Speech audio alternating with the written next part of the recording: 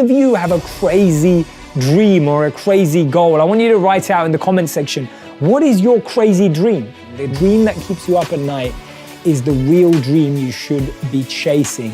But to chase that dream, to find that dream, to make that dream a reality, you need a strategy, right? A dream without a plan is just a wish. Tony Robbins said that, right? A dream without a plan is just a wish, right? Without a strategy, without a guiding philosophy, without guiding principles, without actually creating a clear plan. I used to have this economics teacher, and I want you to think back to school as well. Maybe you had one. I remember this economics teacher. He walked in to the classroom, and the first thing that he wrote on the board, he didn't even tell us his name. We didn't even know who he was.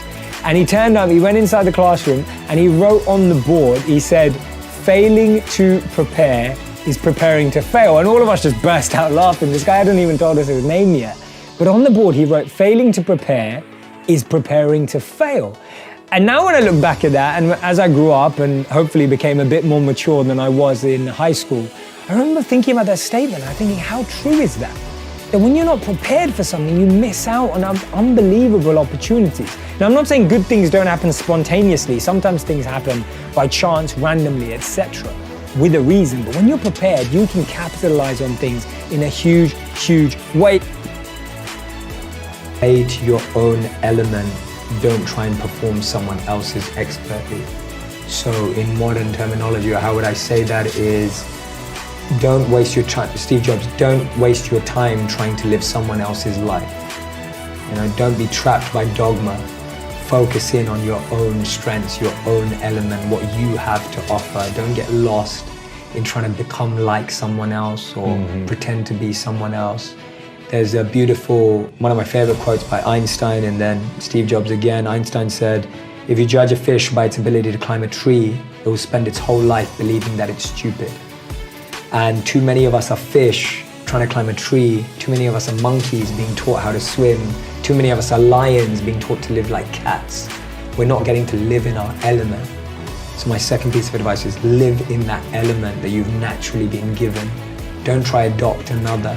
You know, we've all got a special genius inside of us. It was Steve Wozniak and Steve Jobs, this conversation. Steve Wozniak, for those who don't know, is the tech guy behind Apple. He practically invented the technology and the software and everything. So Steve Wozniak looked at Steve Jobs and he says, this is in Walter Isaacson's biography of Steve Jobs. Steve Wozniak looks at Steve Jobs and he says, "What do you even do?" He said, "You're not a coder, you're not a designer, you're not a marketer, and you're not an engineer. What do you even do?" Imagine challenging Steve Jobs. And Steve Jobs replies, he says, "Musicians play their instruments, I play the orchestra." That is the most deep understanding of one's role in life and not getting lost in other people's identities and perceptions of you. Steve Jobs knew that he wasn't a marketer, he wasn't an engineer, he wasn't a coder. So he hired all of those. But he played the orchestra, he brought it all together. And that's when you find confidence in your own role, you won't be envious of anyone else. Mark Zuckerberg said it brilliantly at Harvard. He was saying that finding your purpose isn't enough. You have to help other people find theirs. And I know you're passionate about this.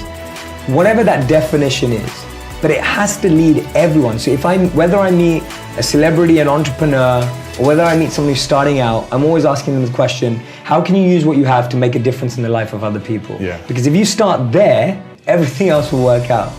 But if you're starting from the point of what am I gonna get, then you're always gonna feel disconnected. And I see that, I see people who live like that and feel pain in their lives every day. I see that. It's not like some conceptual philosophy. We see it. I see people who are only in it for themselves and they feel disconnected, dissatisfied every single day. And then you see the other extreme where people are just trying to give too much, more than they even have themselves, and they also feel disconnected. And again, and they have nothing at all. And they have nothing at all, right? So we know, again, attachment and aversion, two sides of the same coin. So we want to be in that dynamic balance of growth, but always to give. So I always think, how can I go 3 steps deeper so that I can move 3 steps forward so I can give 3 times as much, right? That's always my mentality. How do I go deeper to go more forward to give more? And if I can get those 3 in action for that reason, see, it's all about the reasoning. You can do anything you like, but it's why are you doing it? We know of course. that, right? It's incredible that we root for underdogs. It's incredible that we want underdogs to win. Why? Because we're used to wanting our team to win. We're used to wanting the best to win.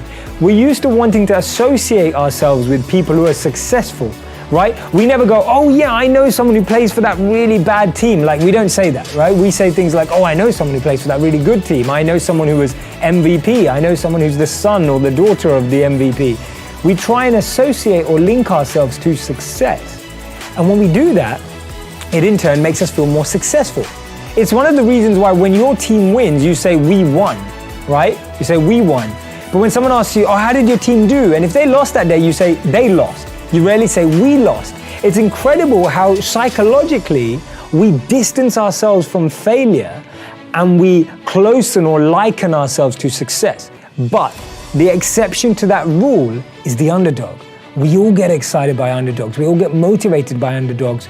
We feel completely enamored by the story of the underdog. Prashant, underdogs are just simple-minded. They don't have expectations and don't have anything to prove to anybody. And Prashant, you've just hit the nail on the head. That's the principle I'm trying to get across. Actually, we should play like champions and train like underdogs. Why? Because the underdog works in a way not worrying about what anybody else thinks or believes. That gives you an edge. It gives you a phenomenal advantage when you're not actually worried about what will people say, when you're not concerned by, am I going to fail? Am I going to look worse? Is what I'm doing not going to succeed? As an underdog, you don't let those things cloud your mind. You can focus in on the task at hand. See, when we become successful, even as underdogs, if we've risen to success, the biggest enemy of that success, the biggest Achilles heel, the biggest thing that can trip us up is not reconnecting to that feeling of an underdog. So no matter how much success you've achieved, no matter where you are, always remind yourself the mindset of an underdog is the mindset that nurtures talent, that nurtures success, that harnesses your true potential. What are the people not understanding about video? Okay. What are they not understanding about how powerful it is for their business, their brand, and ultimately their message to impact people? It's always that same question. What's the ROI on social media? Right? What's the ROI? Now, the funny thing is, your business, work, and service, my business, work, and service literally lives off of social media. Mm-hmm. So there's obviously an ROI. But the problem is we live in a world where we want everything to be measurable. And there's a beautiful Einstein quote that says, not everything that counts can be counted, and not everything that you can count counts, right? And we live in this world where everything needs to be measured. Like, oh, that video has 1 million views, how many sales did you get through that? But it's like, life doesn't work like that. There's a load of adverts and billboards on the street that the biggest brands pay for that don't convert into direct sales. Do you think that Coca-Cola looks at the billboard out there and goes, how many people saw that advert today and how many people bought a Coca-Cola because of that advert? They don't have that number. It doesn't exist. And they're one of the biggest brands in the world, but they still do it. So social media video is just a new billboard. And the biggest brands know that the more you see it, like, I mean, this is funny, I saw this today. I saw a big billboard outside of my hotel that has all the Jenners and the Kardashians wearing their Calvins. Have you seen it? Yeah. Right, I saw it straight away this morning. Then I saw it on Instagram, and then I saw it everywhere. So already, I've seen it in 3 places. Now, I don't need women's Calvin underwear. But the point is that I've seen it in 1 million places. So anyone who's not using video hasn't understood that more people are gonna see video than anything else. And not just that, video is so much better than a billboard. You can say so much more. Right.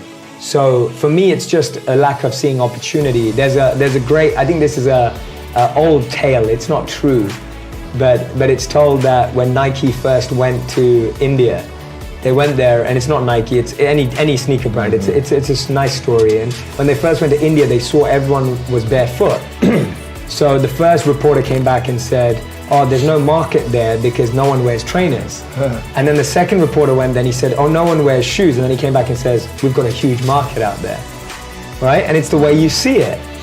That someone saw no one wearing shoes as no market, but another person saw everyone not wearing shoes as a market. Right. And that's what video is. That you can sit here and debate the ROI on video for as long as you want. The truth is, every major brand has invested in a front window that may not translate to direct sales or work or whatever it is. Right. But it does. Do you think Almost 30, and I don't feel like I've accomplished anything in life. I made a promise to myself while I was at university that I would get a job that excites me every morning. But right now I'm afraid I'm not going in that direction. That note was written by a young person, and when I read it, my heart sank. I felt that way because I know so many people that are in that exact position. I remember when I decided to trade my 9-to-5 for a 24/7, it was because I wanted to do something that was meaningful every day. I wanted to do something that was purposeful and fulfilling from the moment I woke up to the moment I went to sleep. The one thing I didn't know before I started is how achievable that was, but also what it required. When I transitioned from my 9-to-5, or actually my 9-to-9, to a 24/7, I realized that I was going to have to work harder, smarter, and faster. And that step was full of fear, full of anxiety, full of insecurity, full of questions like, what will happen if it doesn't work? What will people say? Should I just have stayed where I was? I went through all of those emotions all at the same time, and then something came to me. I wrote down the various options that I had in life at the time, and I wrote a word above them that I believe summarized the experience or the result of what I thought that would give me. Some of them said ego, because I thought those career paths would give me a boost to my ego. Some said security, because there were certain roles or jobs I could take that would provide a certain level of financial security. And then one path said the word love, because I knew if I did that I would love every moment, even if it was truly challenging and sometimes really difficult to deal with. And that's why I'm here today making this video, speaking to all of you, because I chose the path that had the word love above it. Try that exercise, try that activity out to try and differentiate the motive, the intention behind what you're choosing and selecting in life. Now, just because you choose the word love doesn't mean that everything's going to be smooth sailing and that you're going to be successful. It's going to have its own ups and downs. And that's why wherever you go with your heart, take your head with you.